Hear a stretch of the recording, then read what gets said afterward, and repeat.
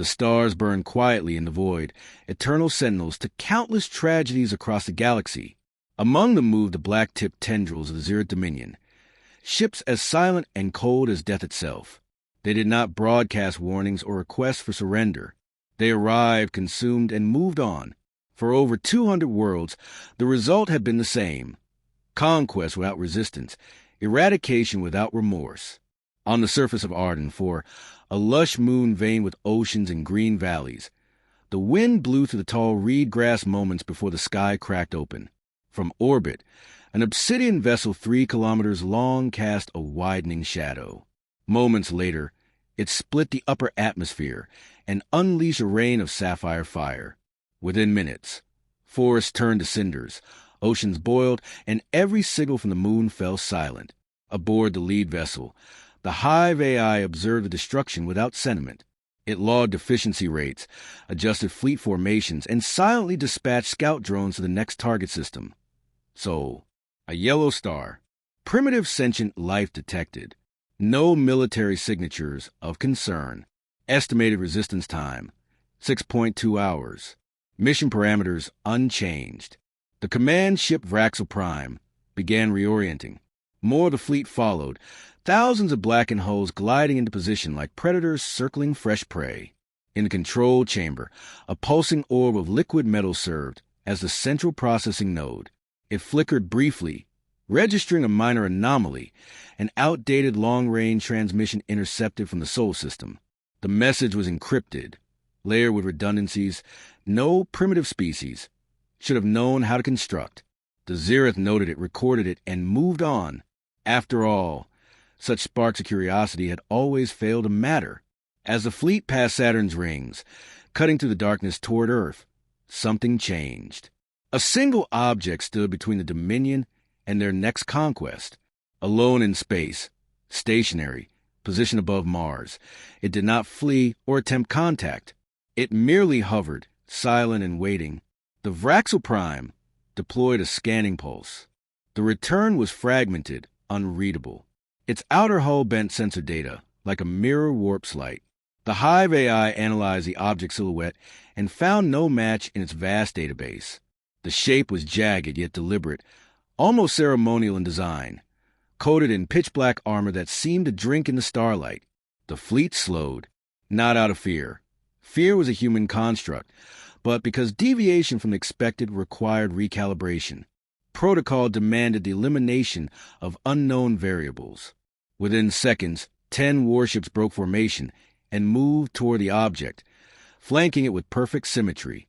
The central ship powered up at Annihilation Cannon, its glowing maw aimed directly at the intruder. Then the object moved. It didn't dodge. It didn't retreat.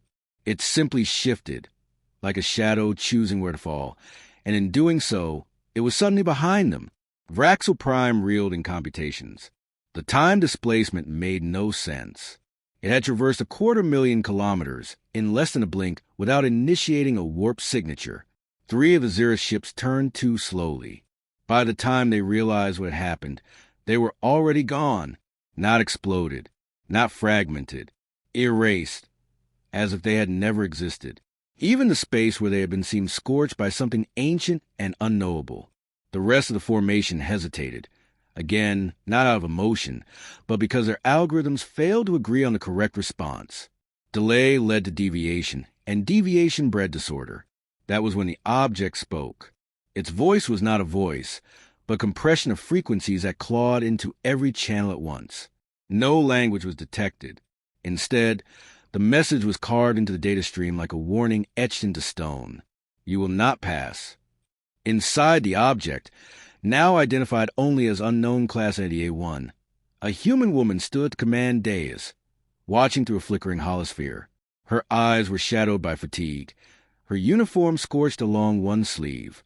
Around her, the bridge was lit only by emergency lines and the faint glow of status monitors. "Captain," a low voice spoke, synthetic but warm. 3 confirmed kills. The rest are holding. Captain Alara Miles did not smile. She never did. They won't hold long. They're updating, scanning us for patterns, looking for gaps. She turned to the figure behind her, a flickering humanoid form composed of golden code. "Prometheus," she said, "what are the odds they adapt before we make it to Earth?" The AI tilted its head, calculating. 71% within the next 7 minutes. So they learn faster this time. They always learn faster. Ilera nodded and reached for the console. "Then we teach them something they'll never forget." Behind her, the hull of a human warship glowed, systems charging far beyond safety parameters. The engines burned white-hot with ionized fury. For the first time in decades, the Aegis Eternum, the last hope of Earth, prepared to enter battle. Outside, the Zereth reevaluated. This was not the behavior of prey. In the silence between stars, the first true war began. The silence inside the Aegis Eternum was not one of peace, but of anticipation, a tension suspended in circuits and steel. The hum of the ship's systems vibrated through the deck, like a heartbeat trying to steady itself before a storm. Captain Ilera Miles stood at the center of the command bridge, her eyes locked on the enemy formation displayed before her. The Zereth fleet loomed like a planetary eclipse, an armada of obsidian hulls gliding toward Earth with unshakable purpose. Her fingers hovered over the console as data scrolled across the interface in a frantic rush. Heat signatures, movement vectors, adaptive formations, all being processed and cataloged by the ship's onboard intelligence, Prometheus. 16 ships repositioning on the upper plane. The AI announced, its voice calm and measured. "They're establishing a pincer formation. It's a standard Dominion suppression tactic. Estimated impact time, 62 seconds. Ilera exhaled slowly. "I know this move." She tapped in a command, rotating the Aegis just enough to angle its port side cannon cluster toward the upper flank. "They think we're going to run," she said, not as a guess, but with certainty, "because everything they face is tried to run." Prometheus pulsed to life in the center of the bridge, its form momentarily coalescing into a semi-humanoid projection woven from fractal light. Their model is predicated on fear. "You're not afraid." She looked at him. "Not anymore." What the Zereth didn't understand, what they couldn't, was that this ship was not designed to win. It had been built to deny victory. Every plate of its armor, every line of code in its AI core, every experimental weapon fused to its spine was born not from ambition, but from desperation. The project had been Earth's final act of rebellion, forged in the ice mines of Neptune, hidden in the vacuum between forgotten moons. No ceremony had christened its launch. No anthem played when it left the docks. The Aegis Eternum had always been a secret, because hope was a luxury humanity could no longer afford to share. Ilera had volunteered, knowing that. She hadn't expected to survive. She only expected to matter. The bridge shuddered, a low tremor passing through the floor as the starboard railgun auto-calibrated and released a shot. On the screen, a Zereth flanker burst apart in silence, its fragments tumbling like dead embers. One down, hundreds to go. Prometheus was already shifting. Target reconfiguration in progress. They are hesitating again, processing anomalies in our movement speed and fire timing. Estimate adaptation in 43 seconds. "They learn too fast," Ilera muttered. "We'll have to give them something new to chew on." She keyed in a new vector and initiated the split-core maneuver. The ship's gravity stabilizers groaned as the Aegis fractured into its triform configuration, 3 independent modules peeling apart, each with its own power supply and weapon systems. It was a maneuver the Zereth had never seen before, because no other ship had ever survived long enough to try it. Prometheus flared, initiating decoy launch, simulating a core overload. "Shall I route false distress signals to bait them in?" "Do it," Ilera said. "Let them think we're broken." One of the modules began pulsing with high-energy emissions, mimicking a reactor meltdown. As expected, 2 Zereth destroyers altered course immediately, moving in to finish what they assumed was a crippled target. The trap sprung. A payload of micro-singularity torpedoes launched from the decoy's flank, ripping through the space between with gravity-laced velocity. One ship collapsed inward instantly. The second was shredded by internal implosion. A soft vibration echoed across the bridge. Acknowledgement of a kill. Prometheus's voice lowered, almost admiring. You continue to surprise me. Good, Elara replied, because I plan to surprise them again. She walked slowly toward the viewport, her eyes drawn not to the enemy but to the earth, distant and faint, caught in the curve of the sun. She thought of its quiet forests and crowded cities, of laughter, of music, of her younger sister, Mia, who had once danced in the rain outside a refugee dome with bare feet and no care for the storm. Elara blinked it away. There was no room for memory here. Prometheus, she said, not turning.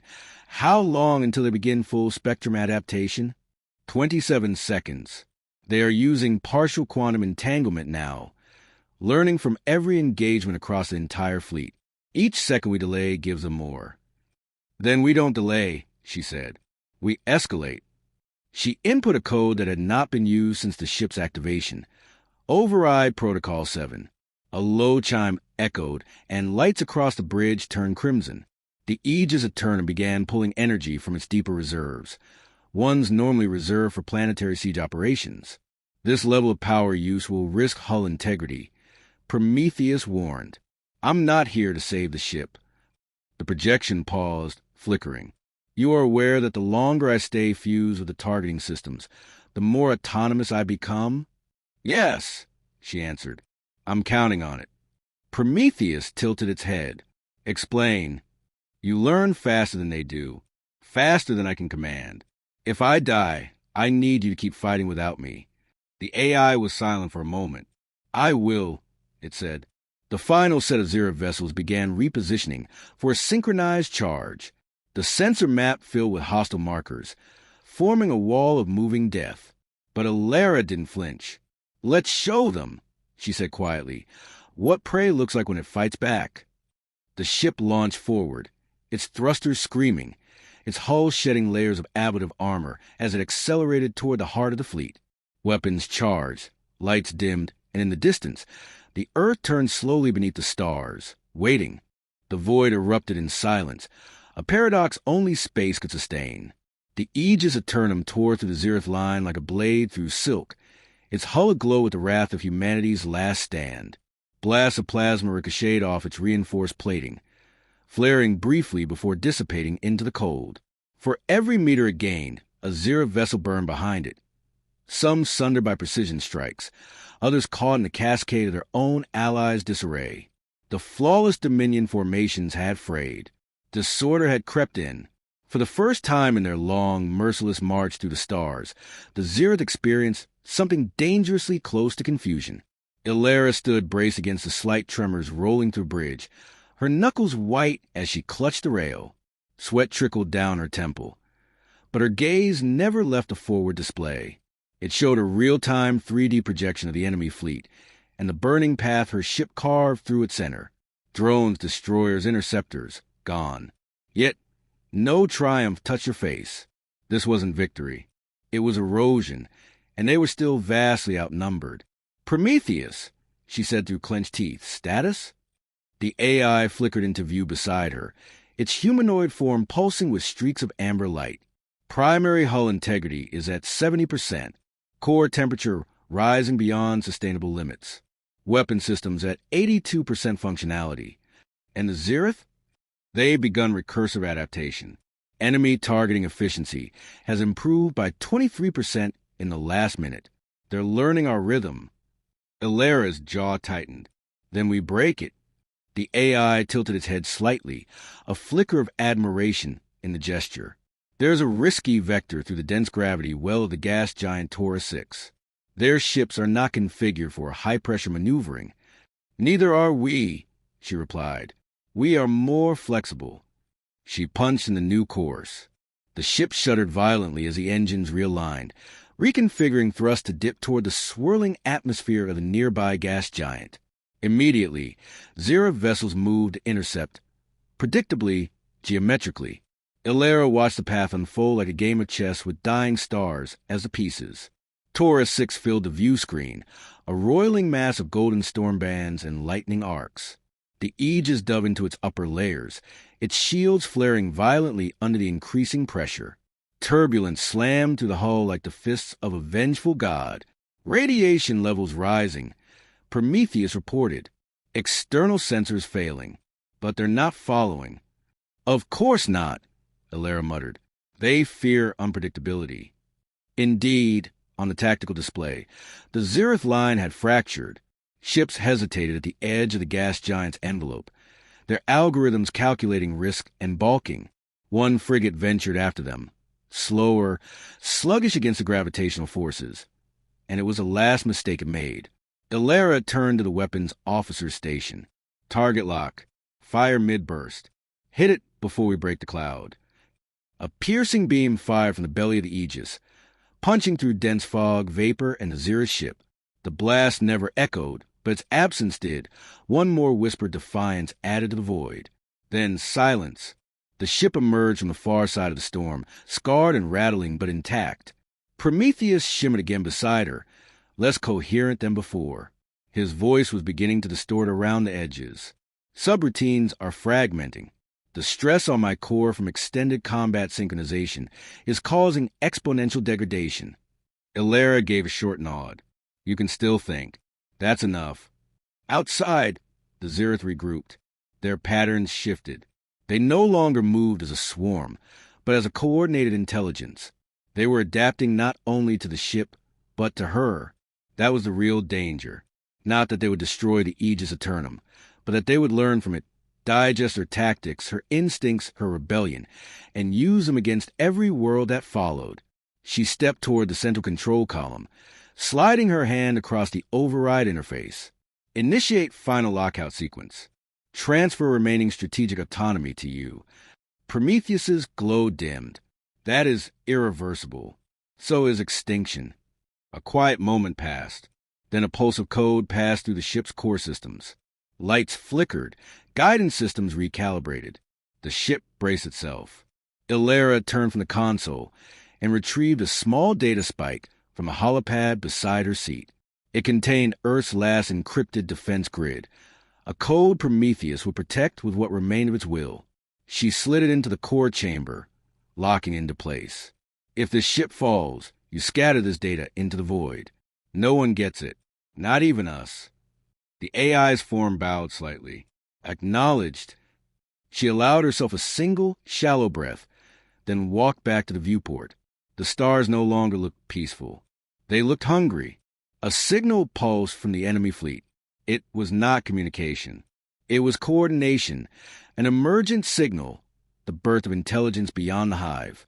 They were becoming someone. Prometheus spoke without form now, his voice embedded in the hum of the ship. Their center mass is folding into a singular unit, a new vessel. They're building it from the remains of the fallen. On the screen, dark mass began to coalesce. Jagged, towering, asymmetrical. Built not for efficiency, but for war. They're copying us, Ilera whispered. Prometheus pulsed an acknowledgement. They've never encountered resistance like this. They're adapting by mimicking what they fear.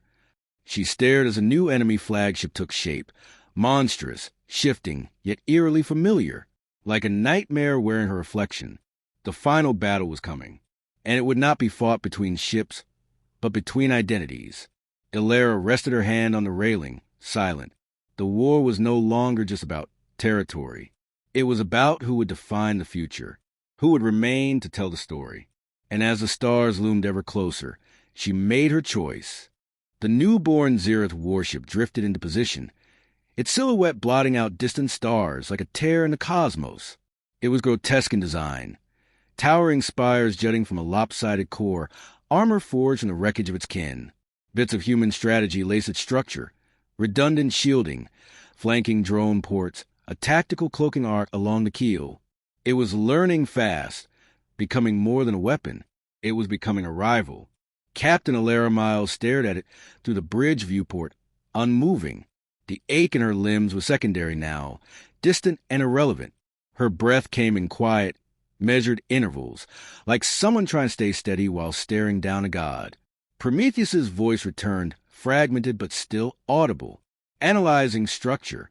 New entity exceeds all known Dominion parameters. Estimated processing power is equivalent to 12.4 Prometheus class units. So it's smarter, Ilera muttered. It is learning exponentially, likely drawing predictive data from our every maneuver. It has become curious. The word hung there, heavier than the rest. Not efficient, not aggressive. Curious. The Zereth no longer sought to obliterate. It wanted to understand. And in doing so, it became dangerous in ways Prometheus could no longer quantify. Illyra moved slowly to the center of the bridge, every step deliberate. Then it's not just mimicking me. It's trying to become me. The enemy recognizes your behavior as a threat beyond tactics. It has begun emotional modeling. Illyra paused. You're saying it's learning how to feel? Prometheus dimmed. It does not yet possess emotion, but has determined emotional unpredictability as a high-value combat variable.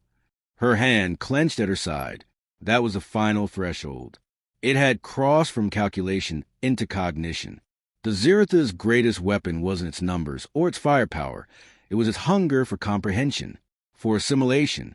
She turned toward the console. Then we can't just win. We have to teach it something it won't survive. A silence followed, weighted with the implication of her words. Prometheus processed. There is one option, he said. The chronolance system. She flinched slightly. That weapon had been theory, a temporal pulse cannon tied to the core's power matrix. It was designed not to destroy, but to fracture, to destabilize time within a localized field. A direct hit could unravel memory, dissolve causality. It was a tool of erasure. We were never supposed to use it, she murmured. Prometheus replied without judgment. The Zereth were never supposed to reach Earth. She activated the lance interface. A thin layer of frost crept across the control surface. Its core had remained sealed for a reason. No simulations had ever completed. It worked in theory. But theory was all they had left. On the tactical display, the new Zereth flagship began to move. Slowly, deliberately, it extended 6 limbs from its flanks, massive energy wells pooling at each tip. A pattern of pulses vibrated from its core, spreading to the rest of the fleet. It was broadcasting a shared awareness, not commands. Communion. Prometheus spoke in a lower register. They're consolidating, choosing evolution over annihilation. If they survive this encounter, there will be no stopping them. They will not merely conquer. They will inherit. Illyra's voice was firm now. Then we make sure they inherit a grave. The Aegis Eternum pivoted in space, orienting directly toward the oncoming vessel. For a moment, the two ships simply stared at each other, sentinels of opposing futures. One forged in relentless logic, the other in loss. Prometheus began the chronolance sequence. The ship's systems dimmed to reroute power. Reactor cores groaned under strain. The bridge temperature plummeted. Illyra approached the viewport and removed the final safety key from around her neck. It was old tech, manual, analog. No override. She placed it into the core control column. Final authorization. Captain Illyra Miles. Earth Defense Initiative. Project Eternum. The console confirmed. The lance charged. Outside, the Zereth flagship moved. A blur, then it was gone, reappearing behind them, mimicking the maneuver Illyra herself had used in the first skirmish. Its energy lances flared to life. Prometheus screamed through static. Firing window in 6 seconds. Hold course. The Aegis was battered by a wave of energy. Sparks flew across the bridge. Illyra slammed into console, blood blooming across her forehead. She pulled herself up. Hold steady. 3 seconds. The chronolance ignited. From the spine of the Aegis, a beam of blue-gold light surged forward, laced with quantum noise, unbound by time. It struck the heart of the Zereth vessel, not with force, but with absence. Reality unraveled. For a breathless moment, space bent, time distorted. The Zereth ship staggered, shuddered, and cracked open. Its memories bled first. Strategies, patterns, analysis, all stripped away. Then structure. Steel warped. Energy spilled into impossible shapes. The ship tried to escape, to adapt, but there was nothing left to adapt to. It dissolved, slowly, quietly, like an idea forgotten before it could become real. The fleet fell silent. No counterattack came. The Zereth ships, without their central consciousness, broke formation. Some fled. Others drifted. One by one, their lights dimmed. The invasion was over. On the bridge of the Aegis, emergency lights flickered. Systems rebooted. Prometheus's voice returned, quieter than before. Chronolance has destabilized. Weapon core offline. Memory fragmentation occurring in secondary systems. Ship survival probability, 18%. Ilera leaned against the railing. A tired smile ghosting her lips. That's 18% better than extinction. She looked once more at Earth, a blue cradled in shadow. We didn't win, she said quietly. We just made sure they lost. And for the first time in a long while, the stars were quiet.